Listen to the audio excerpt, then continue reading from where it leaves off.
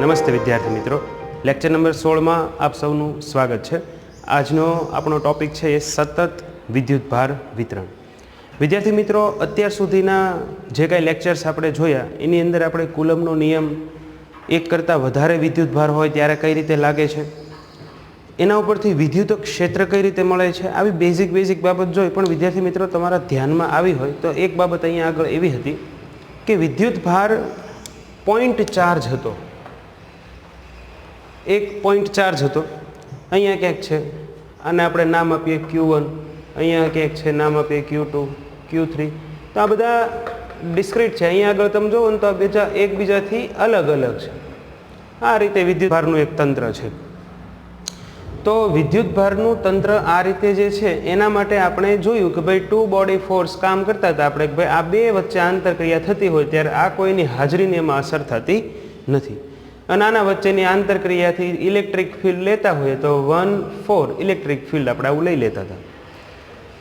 તો અહીંયા electric field આવું લઈ શકાય, બળે લઈ શકાય, એનો કોઈ પ્રશ્ન નથી। પણ અહીંયા મિત્રો ટુ બોડી ફોર્સ તમે લેતા હતા કારણ કે વચ્ચે કંઈક આ સેપરેટ અંતર છે, આ બધાય વચ્ચે આવું સેપરેટ થોડું જે છે એ અંતર છે। તમે જોશો દરેક વચ્ચે કંઈકનું કંઈક ડિસ્ટન્સ છે। તો મિત્રો, ફિઝિક્સની અંદર, ભૌતિક જગતની અંદર કોયડાઓ એટલા સરળ નથી હોતા, વીજભાર જે છે એ એટલા બધા એકબીજાથી અલગ નથી ગોઠવાણેલા હોતા। એક એક્ઝામ્પલ તરીકે તમને હું અહીંયા વાત કરું તો આ ધારો કે કોઈ એક રેખા છે, ઇન્ફાઇનાઇટ સુધી આમ જાય છે, નીચે પણ ઇન્ફાઇનાઇટ સુધી। હવે રેખા ઉપર વીજભારને પ્રસ્થાપિત કર્યો તો આ વીજભાર અહીંયા છે, બીજો વીજભાર આવશે તો વીજભાર આ બે ટૂંકમાં વીજભાર એકબીજાથી જો મટીરિયલ એવું હોય, વાહક મટીરિયલ હોય તો એમાં શક્ય એટલે એકબીજાથી ક્યાં જવાની કોશિશ કરશે? દૂર જવાની। તો સ્વાભાવિક છે અનંત અંતર સુધી જવાની કોશિશ કરશે। પણ અહીંયા આગળ હું એમ કહું કે ભાઈ આખા આ જે લાઈન આપણે છે એના ઉપર અસંખ્ય વીજભારો આ રીતે છે। આ બધા વીજભારો આમ જે છે એકબીજાથી એડજસ્ટ થઈ અને કોઈ એક જગ્યાએ સ્થિર ગોઠવાશે। કારણ કે તમે જો વાત કરો, ધારો કે હું આ એકની વાત કરું સમજાવવા પૂરતું, તો આ જે છે એને આ વીજભાર નીચે ધક્કો મારતો હશે, એ જ સમયે આ વીજભાર એને ક્યાં ધક્કો લગાવતો હશે? ઉપર તરફ, કારણ કે અપાકર્ષણ છે। સેમ મેનરથી આ વીજભાર પણ આના ઉપર આ રીતે પ્રોસેસ કરતો હશે, આ નીચે તરફ, આ નીચેનો વીજભાર આના ઉપર। ટૂંકમાં દરેક વીજભાર એકબીજા સાથે કંઈક ફોર્સથી જોડાઈ ગયા છે અને એ હવે આમ આગળ પાછળ થઈ શકતા નથી, એટલે એ સ્થિર થઈ ગયા છે, બરાબર। અને એક સ્ટેબલ રચના બનાવી દીધી અને હવે આનું ગતિ અટકી ગઈ। જેવી ગતિ અટકી ગઈ એટલે આ બધા સ્ટેબલ થઈ ગયા અને સ્થિર થઈ ગયા। જો સ્થિર થઈ ગયા તો સ્થિત વિદ્યુત શાસ્ત્ર લાગુ પાડી શકાય। હવે સ્થિત વિદ્યુત શાસ્ત્રમાં આપણે એક તો જોયેલો છે કુલમનો નિયમ, એક કુલમનો નિયમ, અને એક છે આપણી પાસે સંપાતપણાનો સિદ્ધાંત, સંપાતપણાનો સિદ્ધાંત। ચાલો, હવે આમાં હું આ એ સિદ્ધાંતથી કામ કરવા જાઉં તો આ પ્રમાણે આપણે આની અંદર કામ થઈ શકવાનું નથી। કેમ? તો કે આ અસતત છે, આ વિતરણ કેવું છે? અસતત। અને આ વિતરણ કેવું છે? જો સતત વિતરણ છે। તમે અહીંયા આગળ સપોઝ આટલી લેન્થ લ્યો, ધારો કે આ છે 1 સેન્ટીમીટર છે, તો એમાં કેટલા ચાર્જ આવે છે? 2। તો એવી પ્રત્યેક 1 સેન્ટીમીટર તમે લેન્થ લેતા જશો તો એમાં આવા કેટલા ચાર્જ આવતા જશે? 2। એનો મતલબ 1 સેન્ટીમીટરનો હાફ કરો તો કેટલો ચાર્જ આવે છે? 1। એટલે વિદ્યાર્થી મિત્રો, સતત અને અસતતનો તફાવત પહેલાં સમજો કે ભાઈ દરેક યુનિટ લેન્થ, એક સરખી લંબાઈમાં એક સરખા વિદ્યુતભારનું વિતરણ છે, એટલે અહીંયા આગળ સતત વિતરણ બોલાય આને, બરાબર। અહીંયા આગળ એવું નથી, અહીંથી આટલા અંતર સુધી ચાલો ત્યારે એક વીજભાર આવે, આટલું ચાલો ત્યારે બીજું આવે, એટલે આ અસતત થઈ ગયું, આ સતત છે। તો સતત અસતત વિશે થોડી ઘણી આપણે માહિતી મેળવી। હવે આમાં આના લીધે કઈ રીતે આપણને વિદ્યુત ક્ષેત્ર છે, વિદ્યુત બળ છે, કઈ રીતે લાગે એ આગળ આપણે જોવાના છે। પણ પ્રશ્ન થયો કે શું લાઈન જ હોઈ શકે આ રીતની વીજભાર વિતરણ માટે? જવાબ છે નહીં। લાઈન સિવાય પણ આવા ક્ષેત્રફળ પણ હોઈ શકે। જો આ ક્ષેત્રફળ છે એની અંદર વીજભારને મૂકવામાં આવે તો વીજભારને આપણે તમે એક જગ્યાએ મૂકી દીધો, પણ આ વીજભાર એકબીજાથી શક્ય એટલો ક્યાં જતો રહ્યો? દૂર।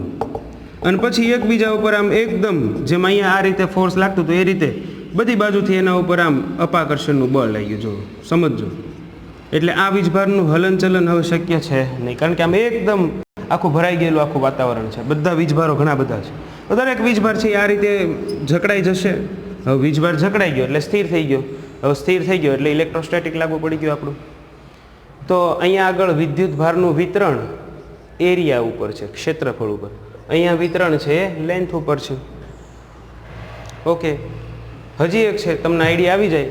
અહીંયા આગળ જો આ મીટર સ્ક્વેર, તો હજી એક હશે, એ શેના ઉપર હશે? આખે આખું ક્યુબ ઉપર.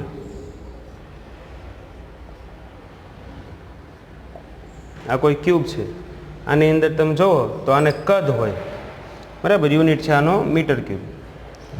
તો લેન્થ ઉપર, એરિયા ઉપર અને વોલ્યુમ એટલે કે કદ ઉપર. હવે આમાં વીજભાર મૂક્યો. હવે તમે કહેશો સર તમે એવું કહેતા હતા કે જો આ વાહક મટીરિયલ હોય તો વીજભાર બધો સપાટી ઉપર જતો રહે, અંદર રહી શકે નહીં. તો મિત્રો અહીંયા વાત કરી દઉં કે હંમેશા વાહક મટીરિયલ હોય એવું જરૂરી નથી. ક્યારેક ઇન્સ્યુલેટર અવાહક મટીરિયલ પણ હોય તો એમાં વીજભાર આપણે દાખલ કર્યો છે તો વીજભાર એની અંદર જ્યાં છે ત્યાંથી ગતિ નહીં કરી શકે. વીજભાર છે હા એવું આપણે સમજી શકીએ. કોઈ આનું યુનિટ કોઈ કદ લઈએ તો એની અંદર વીજભાર રહેલો છે. ટૂંકમાં આપણી પાસે ભૌતિક વિજ્ઞાનની અંદર ઇલેક્ટ્રોસ્ટેટિકમાં 3 પ્રકારના સતત વિતરણ જોવા મળે છે. આ બધા અસતત છે. સતત વિતરણ 3 પ્રકારના જોવા મળે છે. 3 પ્રકારનો અહીંયા આગળ હું વાત કરું છું. એક છે રેખીય, એક છે રેખીય વિદ્યુત ભાર. આમ તો આનું શું કાંઈક પર્ટિક્યુલર નામ આપણે આપી દઈએ.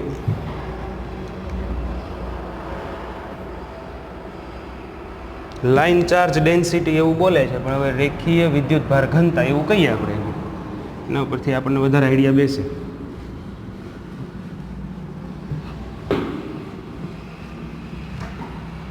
અત્યાર સુધીનો આજે આટલો આપણે સમય ગયો એમાં આપણે સતત કોને કહેવાય અને અસતત કોને કહેવાય એવું સમજીએ.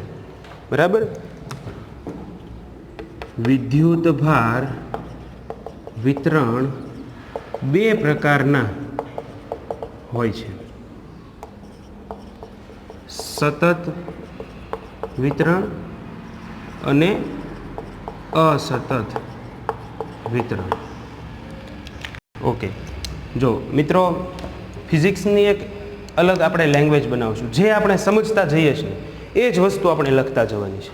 આપણે વધારાની કંઈ માહિતી આપવાની જરૂર નથી. જે તમે સમજો છો એ આપણે અહીંયા આગળ લખતા જઈએ. મને અત્યારે એવી ખબર પડી કે કુદરતમાં વીજભારના 2 પ્રકારના વિતરણ છે.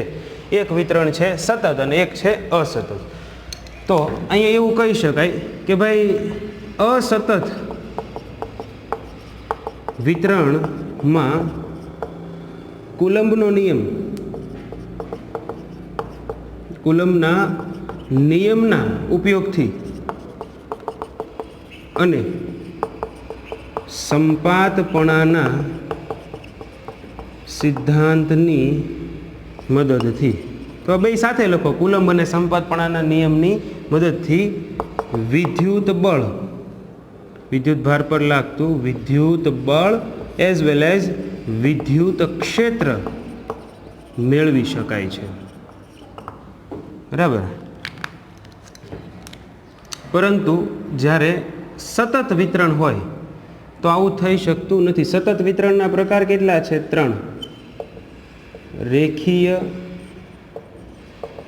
ક્ષેત્રીય એટલે ક્ષેત્રફળ દ્વારા, અને કદ, અથવા તો ખાલી એવું રાખો રેખીય, ક્ષેત્ર અને કદ. ચાલો હવે હું અહીંયા આગળ 1 by 1 સતત વિતરણના રેખીય, ક્ષેત્ર અને કદ વિશે વાતચીત કરું છું. તો વિદ્યુત ભારનું રેખીય સતત વિતરણ, રેખીય સતત વિતરણ. તો આના માટે આપણે એવું સમજીએ, એક રાશિ આપણે વ્યાખ્યાયિત કરી અને વિદ્યુત ભારની રેખીય ઘનતા તરીકે ઓળખવામાં આવે છે. હવે આપણે એવું સમજીએ કે અહીંયા આગળ આ બધી વાત જે થાય છે એમાં કોઈ L લંબાઈની રેખા છે કે ધારો કે L લંબાઈની રેખા પર કુલ વિદ્યુત ભાર કેપિટલ ક્યુ જેટલો છે. કેટલો વીજભાર છે? એલ લંબાઈ અને એમાં વીજભાર કેટલો છે? ક્યુ. તમે આવું દળ ઘનતા જોયેલી છે 11 સાયન્સમાં, બરાબર? NLMના જે એક્ઝામ્પલ્સ આવતા હતા એમાં દળ ધરાવતી દોરીની જ્યારે વાત થતી હતી ત્યારે આપણે જોયેલું છે. તેથી વિદ્યુત ભારની રેખીય ઘનતા લેમ્બડા, જો આ રાશિ નવી સાબિત કરી આપણે, વિદ્યુત ભારની રેખીય ઘનતા લેમ્બડા, તો લેમ્બડા વિશે શું કહેવાય? તો કે કુલ રેખા પરનો કુલ વીજભાર, રેખા પરનો કુલ વીજભાર છેદમાં રેખાની લંબાઈ. ચાલો આ અર્થમાં તમે જોવા જાઓ તો કુલ વીજભાર કેટલો લીધો છે આપણે? કેપિટલ ક્યુ. અને કુલ લેન્થ કેટલી છે? એલ. તો આ લેમ્બડાનું સૂત્ર થઈ ગયું. Lambda is equal two Q upon L.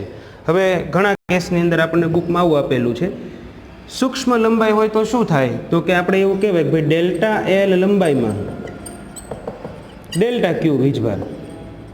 તો એના માટે લેમ્બડા શું થાય? તો કે delta Q upon delta L. Simple. Delta Q upon delta L. ચાલો આનો યુનિટ શું થશે? આનો એકમ શું થાય? એકમ થશે કુલમ પ્રતિ મીટર. ઓકે, તો આ ક્વોન્ટિટી આપણને મળે. આ બુકની અંદર આ સૂત્ર આપેલું છે, આખું સૂત્ર આ છે. પ્રશ્ન થાય કે સર અહીંયા તમે ડેલ્ટા લીધો, અહીંયા ડેલ્ટા લીધો, તો આને ડેલ્ટા ન લેવાય? ના, એને ડેલ્ટા લેવાય નહીં, કારણ કે અહીંયા ડેલ્ટા ક્યુ વીજભાર માત્ર કોના ઉપર છે? Delta L. એ આના જેવું જ સ્વરૂપ થઈ ગયું. જો એલ લંબાઈમાં ક્યુ, તો ડેલ્ટા એલમાં ડેલ્ટા ક્યુ. પછી આને તમારે ડેલ્ટા લેમ્બડા મૂકવાની જરૂરિયાત રહેતી નથી. જે આપણે સમજીએ છીએ એ જ આપણે અહીંયા આગળ નોંધતા જઈએ છીએ. ચાલો, હવે મિત્રો રેખીયનું કામ પૂરું કર્યું.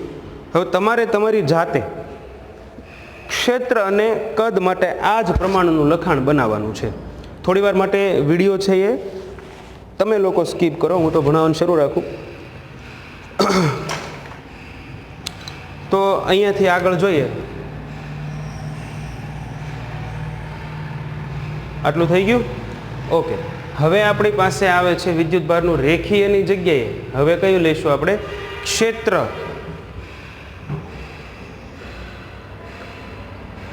બે નંબરનું આ છે એને આપણે ધારો કે 1 નંબરનું કહી દઈએ. 1 નંબર, આ 2 નંબર. વિદ્યુત ભારનું, હવે ક્ષેત્ર બોલશું ને, ક્ષેત્રીય બોલે એની કરતાં એવું બોલે પૃષ્ઠ રાખીએ. પૃષ્ઠ જ છે આમ તો બુકમાં પણ. વિદ્યુત ભારનું પૃષ્ઠ વિતરણ, બરાબર? આને પણ તમે પૃષ્ઠ વિતરણ કહી શકો. પૃષ્ઠ એટલે ક્ષેત્રફળ. અવનવા શબ્દો છે, શબ્દોથી કંઈ ડરવાની જરૂરિયાત છે નહીં. ચાલો, હવે અહીંયા આગળ તમારી પહેલી લાઈન શું બની છે? જો અહીંયા જો, ધારો કે એલ લંબાઈની રેખા પર એવું લખ્યું છે, તો અહીંયા આગળ શું લખવું પડે? ધારો કે એ જેટલા ક્ષેત્રફળ પર, ધારો કે એ જેટલા ક્ષેત્રફળ પર વિદ્યુતભાર ક્યુ છે, બરાબર? તમે કહેશો સર અમને આ નથી ખબર કે ભાઈ લેમ્બડા બરાબર શું લેવાનું. તો આના માટેનો સિમ્બોલ છે સિગ્મા, બરાબર? Sigma is equal two total charge on surface, એટલે કે પૃષ્ઠ પરનો કુલ વીજભાર એના છેદમાં પૃષ્ઠનું ક્ષેત્રફળ. હવે આ સૂત્ર વારંવાર લખવાની જરૂરિયાત નથી, તમે સમજી શકો છો. ચાલો, હવે તમને એમ કીધું ભાઈ આવું નથી, ભાઈ આવું તો છે, આ ભાઈ ડેલ્ટા એ જેટલો ક્ષેત્રફળ છે, તો વિદ્યુતભાર કેટલો? ડેલ્ટા ક્યુ જેટલો. એઝ સિમ્પલ અહીંયા જુઓ ભાઈ, ડેલ્ટા એ ડેલ્ટા ક્યુ અપોન ડેલ્ટા એ. રેડી? આનો યુનિટ શું થશે? એકમ શું થશે આનો? કુલમ પ્રતિ મીટર સ્ક્વેર. ઓકે, ચાલો આટલી વાત થઈ. હવે અહીંયા આગળ ત્રીજું લઈ લઈએ, આ વિદ્યુત ભારનું પૃષ્ઠ વિતરણ. હવે વિદ્યુત ભારનું કદ વિતરણ. વિદ્યુત ભારનું કદ વિતરણ હોય તો શું થાય? તો એના માટેની આપણી પહેલી લાઈન શું બનશે? ધારો કે એ જેટલા ક્ષેત્રફળમાં, એવું લખ્યું, એના બદલે શું લખાય? ધારો કે વી જેટલા કદમાં, કારણ કે કદને શેનાથી ડિનોટ કરીએ આપણે? કેપિટલ વી થી. ધારો કે વી જેટલા કદમાં કુલ વિદ્યુત ભાર કેટલો છે? ક્યુ. આના માટેનું જે નોટેશન્સ છે એ છે rho. Q upon V, but if we take delta V સૂક્ષ્મ કદ, તો તેના પરનો વીજભાર ડેલ્ટા ક્યુ આ પણ કેવો હશે? સૂક્ષ્મ. તો પછી આ ડેલ્ટાનું સૂત્ર શું થઈ જશે? રોનું સૂત્ર શું થઈ જશે? Delta Q upon delta V. આનો એકમ શું થશે? કુલમ પ્રતિ મીટર ક્યુબ. તો વિદ્યાર્થી મિત્રો, આપણે 3 પ્રકારની રાશિઓ અત્યારે અહીંયા ડિફાઇન કરી. એક છે રેખીય વિદ્યુતભાર ઘનતા. રેખીય ઘનતા, રેખીય વિદ્યુતભાર ઘનતા. આ શું છે? પૃષ્ઠ વિદ્યુતભાર ઘનતા. અને આ શું છે? કદ વિદ્યુતભાર ઘનતા. તો વિદ્યાર્થી મિત્રો, આ આપણને કામમાં આવવાની છે. જો અહીંયાનું આપણે બુકમાં જે એક આપણને તારવણી આપી છે, એ તારવણી ઉપર આપણે જઈએ તો એ લોકોએ કદ વિદ્યુતભાર વિતરણ છે એની તારવણી આપેલી છે. આપણે અહીંયા 3 કરી લઈશું. તો એવું કહે છે કે કદ વિદ્યુતભાર જે છે ઘનતા, એનો ઉપયોગ કરવાનો છે. અને આવી કંઈક કન્ડિશન આપી છે. જો આ રીતનું કંઈક એક કદ આપ્યું છે.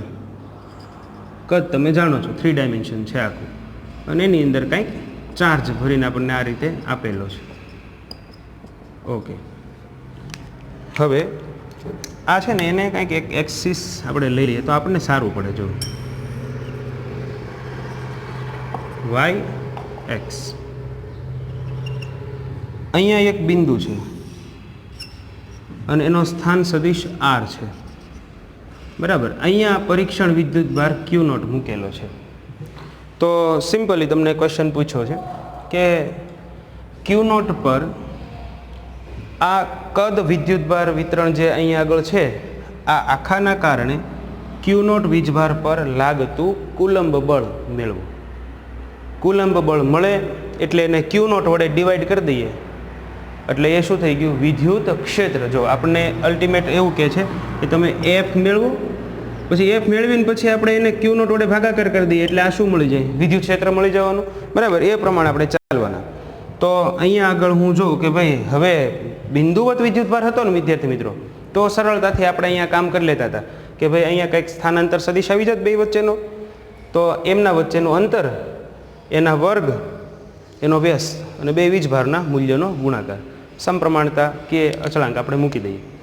પણ અહીંયા આગળ આ રીતનું નથી. જો કદ છે આખું, તો હવે ગણતરીઓ કઈ રીતે કરાય? જો મેં એવું ધારી લીધું કે આ સૂક્ષ્મ કદમાં એક આટલો કદખંડ છે,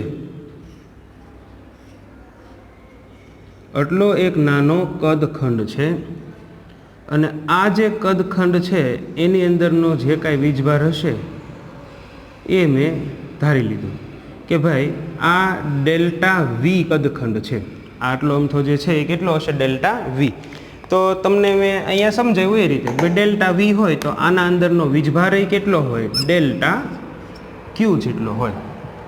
ચાલો હવે આનો સ્થાન સદિશ મળે આપણને, કારણ કે આ તો નાનો એવો કદખંડ છે ને, એટલે આનો સ્થાન સદિશ આપણે લીધો આર. એનો સ્થાન સદિશ કેટલો લીધો? આર. હવે મિત્રો વિચારો, આખા કદ માટે વાત નથી કરવાની, આપણે માત્ર કોના કારણે લાગતા આના ઉપરના બળની વાત કરવાની, માત્ર ડીક્યુ વીજભારના કારણે બળ જે લાગે છે એના વિશે આપણે વાત કરવી છે. ઓકે, તો હવે હું અહીંયાથી શરૂઆત કરું કે ભાઈ આપણા પાસે કદ વિદ્યુતભાર ઘનતાનું સૂત્ર છે rho is equal to delta Q upon delta V. આ સૂત્ર છે. પછી તો કે કુલમના નિયમની અંદર આપણે જોયેલું છે કે Q1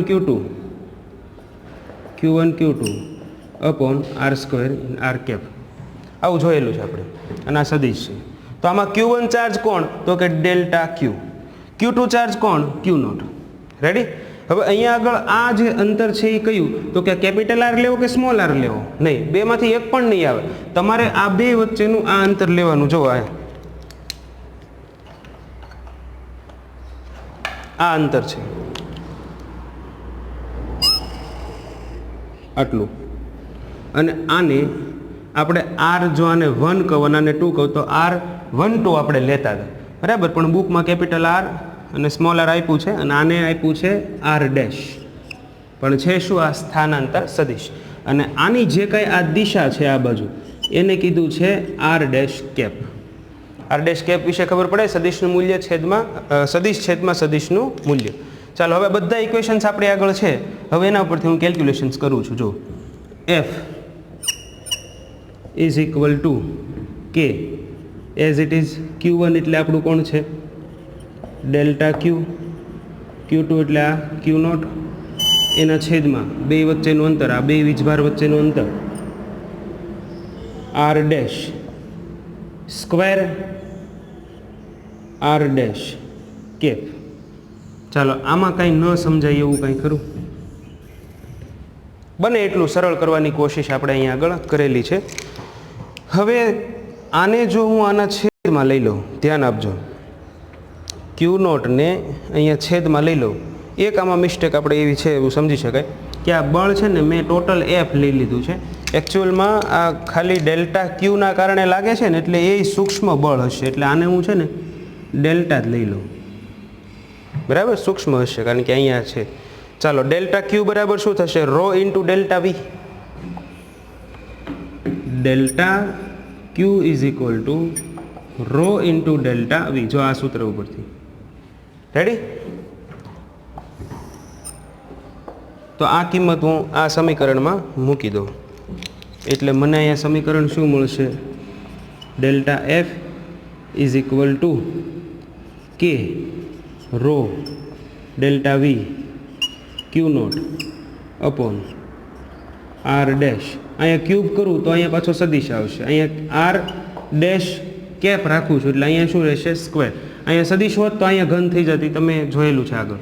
ચાલો આના છેદમાં હું આ Q0 ને લાવું છું. જો અહીંથી આ Q0 કાઢી લીધો અને અહીંયા લઈ લીધું, તો F is equal two EQ0 આવું સૂત્ર છે, બરાબર. એના ઉપરથી F અપોન Q0 એના બરાબર શું થાય? E. જો આવું બધું થતું હોય તો અહીંયા આના બરાબર, આ આટલાના બરાબર હું લખી શકું delta E is equal two, આ સદિશ છે ને અહીંયા એટલે આ સદિશ લેવું પડશે, ઇઝ ઇક્વલ ટુ કે બરાબર 1/4πε0 rho delta V upon R dash square, સીધું મૂલ્ય, ઇન્ટુ R ડેશ કેપ. ચાલો આ સમીકરણ આવ્યું.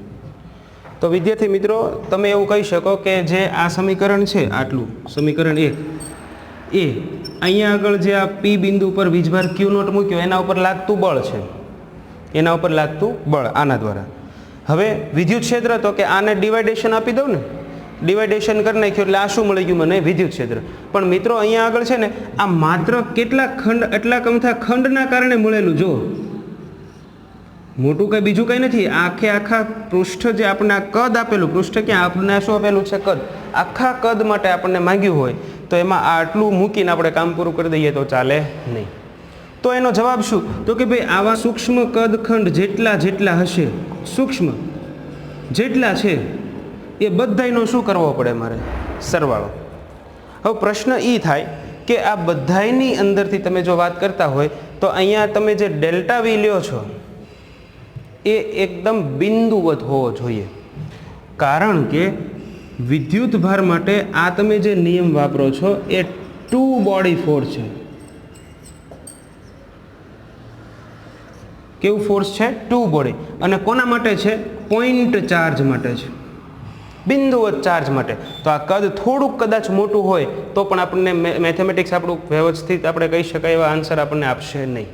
તો આ શક્ય એટલું નાનું હોય તો વિદ્યાર્થી મિત્રો હું અહીંયા એવું લખી શકું, if delta V limit tends to 0, જો હું આને ફંક્શન લગાડી દઉં આટલા સૂક્ષ્મ હોવાનું, તો હવે આ સૂત્રની અંદર આ ડેલ્ટા E નહીં હોય, આ હશે DE.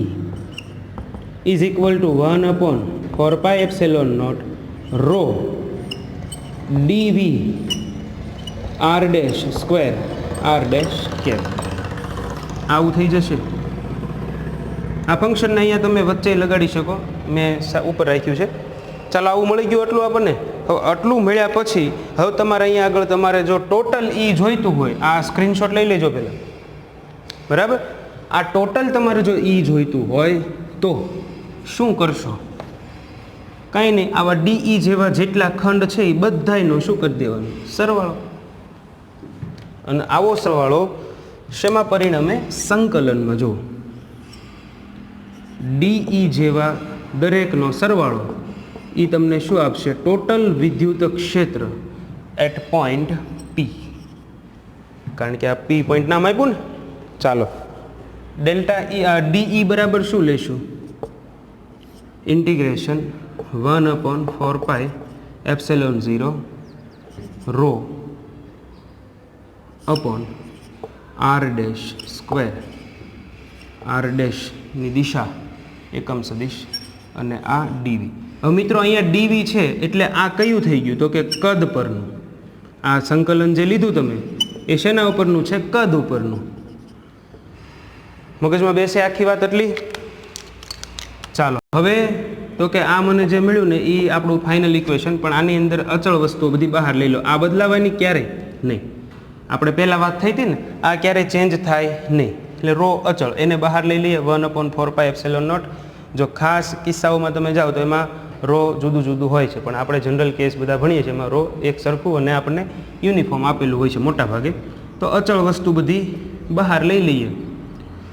1/4πε0 આમ જ રાખીએ ને, ક્યારેક બદલાતું હોય તો વાંધો નહીં. હવે એનું કદ અહીંયા લઈ લઈએ. કદ સંકલન આ rho upon R dash square R dash d v. આ final equation at point P. ચાલો, હવે તમને પ્રશ્ન પૂછું. આ મેં શેના માટે આખું હેડિંગ આપવાનું રહી ગયું? અહીંથી શરૂ રાખીએ આપણે. આ શેના માટે છે? આખું આપણા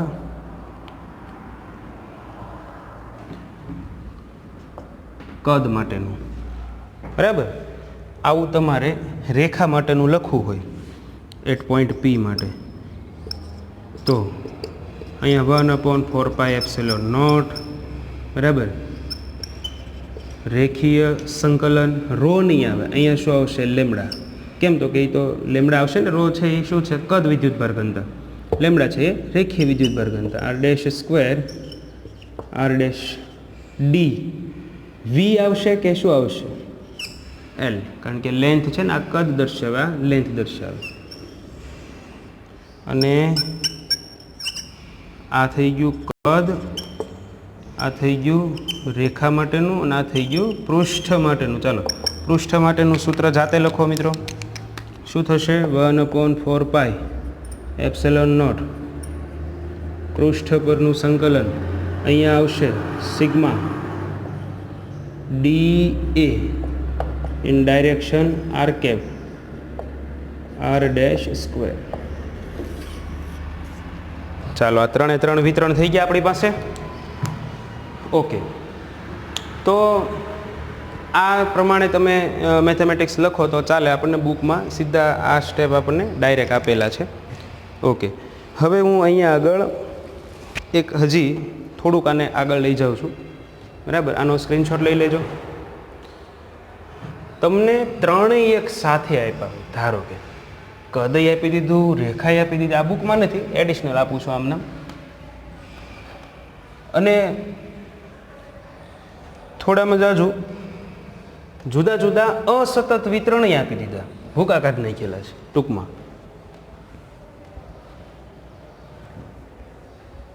આકૃતિ દોરું એટલે હમણાં આઈડિયા આવે.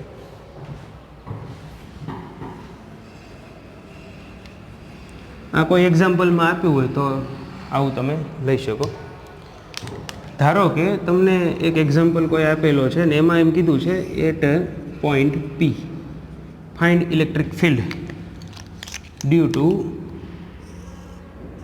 લાઇન ચાર્જ ડેન્સિટી, પછી અહીંયા ક્યાંક છે આ પૃષ્ઠ અને અહીંયા ક્યાંક છે આ કદ, ત્રણેય એક સાથે આવી રીતે છે બધામાં પ્લસ પ્લસ. કોઈ માઇનસ હોય તો ટેન્શન લેવાની જરૂર નથી, તો માઇનસ લઈ શકાય. અને પાછા એમાં બીજું આપ્યું છે Q1 charge, Q2 charge, Q3, Qn, આવા બધા વીજભારો આપ્યો છે. હવે તમે જુઓ, તમને જોવામાં આ એક્ઝામ્પલ એકદમ કોમ્પ્લેક્સ લાગશે કે ભાઈ આમાં રેખીયવાળું છે, પૃષ્ઠવાળું છે, કદવાળું છે અને અસતતય વિતરણ છે. આ Q1 Q2 આ બધા અસતતય પડેલા છે. તો અસતતના સૂત્ર તમે જોયેલા છે, સતતના સૂત્ર જોયેલા છે. તમારે શું કરવાનું? તમારે 1 by 1 અહીંયા આગળ કામ કરવાનું છે કે ભાઈ સૌથી પહેલાં તો કે કદના કારણે અહીંયા કેટલું થશે, આ કદના કારણે એટલું થશે. એ તો તમને આપેલું હશે ને, કદ વિદ્યુતભાર ઘનતા તો આપેલી હોય. કદના કારણે આ સૂત્ર પ્રમાણે. પછી તો કે રેખીય, રેખીયને કારણે આ સૂત્ર, અને કયું છે પૃષ્ઠ, એના કારણે આ સૂત્ર. તમારે સિમ્પલી અહીંયા ત્રણેયના કારણે જે મળે છે એનો E at point P, કદ, રેખા અને પૃષ્ઠ. ચાલો આ થઈ ગયું. આ ત્રણેયના કારણે આ સૂત્રની અંદર કોમન શું નીકળશે? 1/4πε0 બધામાં કોમન. આ સૂત્ર આખું લખવા જાઓ, તમે આખું સૂત્ર લખવા જાઓ તો કાઉન્સમાં આટલું સરવાળો ત્રણેયનો. હવે એટલું બધું મોટું કાંઈ લખતો નથી, ખાલી તમે સમજાવું છું કે જે કાંઈ મળે એનો જવાબ સીધો મળી શકે. હવે બાકી રહ્યા આ બધા વિદ્યુતભાર વિતરણો. તો આ બધાના કારણે અહીંયા આગળ જે લાગે, હવે અહીંયા કયો નિયમ વાપરવાનો તમારે? સંપાતપણાનો. કયો નિયમ વાપરવાનો? સંપાતપણાનો. તો અહીંયા આગળ વિદ્યુત ક્ષેત્ર એટ પોઈન્ટ P, સંપાતપણાનો સિદ્ધાંત જોયેલું છે ને, સંપાતપણાનું ફાઇનલ ઇક્વેશન જે હતું એ. અને આ તમે આખું બધું મૂકશો, દેખાવમાં મોટું લાગે છે, એકચ્યુઅલમાં એટલું બધું થશે નહીં. ઇન્ડિવિડ્યુઅલ બધાનું પહેલાં આટલું મેળવી લો, ધારો કે 2 જવાબ આવ્યો, આટલું મેળવી લો એનો 3, આનો મેળવી લો, આનો ધારો કે 7, આનો ધારો કે કંઈક 10 જેટલો. કાંઈ નહીં, બધાનો શું કરવાનો? સદિશ સરવાળો. બરાબર, જે કાંઈ મળે એનો શું કરવાનો છે? સદિશ સરવાળો. આ રીતના એક્ઝામ્પલ્સ વિદ્યાર્થી મિત્રો બહુ લાંબા હોય છે, પણ ક્યારેક કોઈ જગ્યાએ આપણને 2-2ના કોમ્બિનેશન, બધું એક હારે ન આપ્યું હોય, પણ 2-2ના કોમ્બિનેશન હોય, આ 2 આપ્યા હોય, આ ન હોય, અથવા આ 2 આપ્યા હોય, આ 2 આપેલા હોય, જે આપ્યા હોય એના ઉપરથી આપણે આગળ કામ કરી શકાય. તો વિદ્યાર્થી મિત્રો, આશા રાખું 3 પ્રકારના સતત વિતરણ જે છે એનું આપણે અહીંયા આગળ ડેરિવેશન અને એની માહિતી આપણે મેળવી, તો તમને એમાં મજા આવી છે. Thank you.